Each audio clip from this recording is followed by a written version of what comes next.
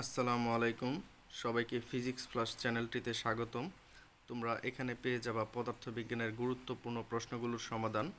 তো আজকে আমরা পদার্থবিজ্ঞান প্রথম অধ্যায় এর মৌলিক এবং লব্ধ রাশি নিয়ে কয়েকটি গুরুত্বপূর্ণ এমসিকিউ নিয়ে আলোচনা করব। তো শুরু করা যাক। নিচের কোনটি লব্ধ একক? লব্ধ রাশির এককই মূলত লব্ধ একক।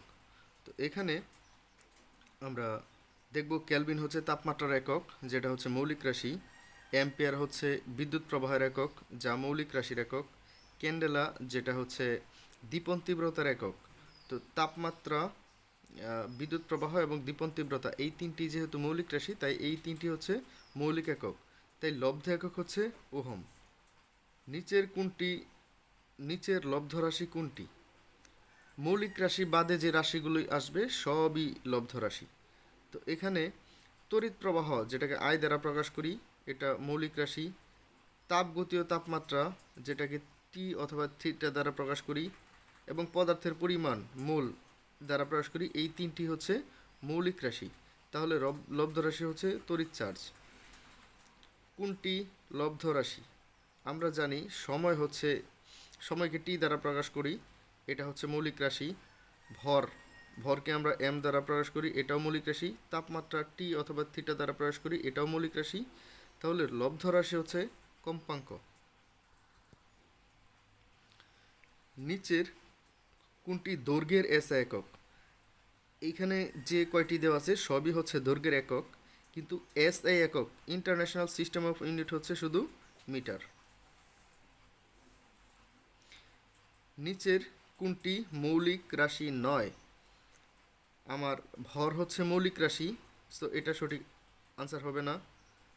তড়িৎ প্রবাহ, এটাও মৌলিক রাশি। পদার্থের পরিমাণ, এটাও মৌলিক রাশি। তাপ মৌলিক রাশি নয়, তাপ হচ্ছে যৌগিক রাশি। তাপ এক প্রকার শক্তি, শক্তি হচ্ছে যৌগিক রাশি, তাই এটা মৌলিক রাশি নয়। মিটার, কিলোগ্রাম, সেকেন্ড ইত্যাদি কিসের উদাহরণ? এগুলো হচ্ছে পরিমাপের এককের উদাহরণ। মিটার, কিলোগ্রাম, সেকেন্ড, এগুলো হচ্ছে পরিমাপের এককের উদাহরণ। এককের আন্তর্জাতিক পদ্ধতির চালুর পূর্বে কয়টি পদ্ধতি চালু ছিল? আমরা জানি তিনটি পদ্ধতি চালু ছিল, এমকেএস, এফপিএস, আরেকটা হচ্ছে সিজিএস। এই তিনটা পদ্ধতি চালু ছিল। এসআই এর মৌলিক একক কয়টি? যেহেতু মৌলিক রাশি 60টি, তাই মৌলিক এককও 60টি। আন্তর্জাতিক পদ্ধতিতে অর্থাৎ এসআই পদ্ধতিতে মৌলিক একক কোনটি? মৌলিক একক হচ্ছে মৌলিক রাশির একক। এখানে আমরা দেখতে পাচ্ছি অ্যাম্পিয়ার, এটা হচ্ছে বিদ্যুৎ প্রবাহের একক। তো এটা যেহেতু মৌলিক রাশির একক, তাই অ্যাম্পিয়ার মৌলিক একক। ওয়াট হচ্ছে ক্ষমতার একক, যেটা ক্ষমতা হচ্ছে যৌগিক রাশি, সো এটা হবে না। জুল শক্তির একক, শক্তি যৌগিক রাশি, তার একক হবে না। ভোল্ট হচ্ছে বিভব পার্থক্য, সেটাও যৌগিক রাশি, তো এগুলো হবে না। আন্তর্জাতিক পদ্ধতিতে মৌলিক একক হচ্ছে অ্যাম্পিয়ার। 1 রেডিয়ান সমান কত ডিগ্রি? 1 রেডিয়ান, আমরা যদি একটা বৃত্তকে 2 পাই ধরি, তাহলে এখানে পাই হচ্ছে রেডিয়ান। এখন 2 পাই সমান হচ্ছে 180 ডিগ্রি। 2 পাই সমান 180 ডিগ্রি। এখন আমরা যদি এখানে পায়ের মান দ্বারা ভাগ করি, যেমন এখানে 2 পাই রেডিয়ান সমান 180 ডিগ্রি, তো 1 রেডিয়ান সমান 180 ডিগ্রি ডিভাইডেড বাই 2 পাই। 2 পাইয়ের মান 3.1416, এটা দ্বারা ভাগ করলে আমরা মান পেয়ে যাব 57.3। সো 1 রেডিয়ান সমান 57.3 ডিগ্রি। সর্বাপেক্ষা ছোট একক কোনটি? আমাদের সর্বাপেক্ষা ছোট একক হচ্ছে অ্যাংস্ট্রং। এখানে যদিও সর্বাপেক্ষা ছোট অটোমিটার, কিন্তু এখানে আসলে অ্যাংস্ট্রং থাকাতে এটাই আমরা সর্বাপেক্ষা ছোট। এককের সঠিক ক্রম কোনটি? আমরা দেখব সবচেয়ে বড় একক হচ্ছে পারসেক। আলোক বর্ষের চেয়েও পারসেক একক অনেক বড়। তারপরে মেগামিটার, তারপর অ্যাংস্ট্রং।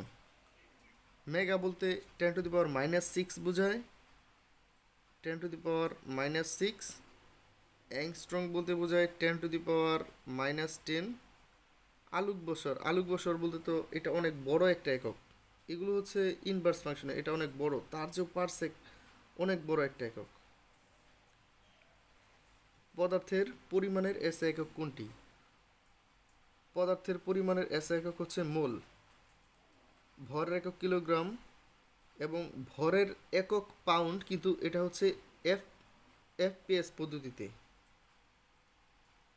Foot pound second. ওই এফপিএস পদ্ধতিতে ভর একক পাউন্ড, কিন্তু এটার এখন ব্যবহৃত হয় না। এসআই এককে সাধারণত আমার ভর একক কিলোগ্রাম ব্যবহৃত হয়। লিটার হচ্ছে আয়তনের একক। এখানে আমার চাইছে হচ্ছে পদার্থের পরিমাণের একক, পদার্থের পরিমাণের একক মোল। সৌর দিবসের 1/86,400 অংশকে কি বলা হয়? এটাকে বলা হয় 1 সেকেন্ড। বায়ুশূন্যস্থানে 1 মিটার বায়ুশূন্যস্থানে আলো 1 মিটার দূরত্ব অতিক্রম করতে সময় লাগে এটা মনে রাখতে হবে, 29,97,92,458 ভাগের 1 ভাগ সময় সেকেন্ড লাগে। সময়ের একক নির্ধারণ কোনটি? সময়ের একক নির্ধারণ করে সিজিয়াম 133 আইসোটোপ ব্যবহার করা হয় সময়ের একক নির্ধারণে। তো ধন্যবাদ ভিডিওটি দেখার জন্য।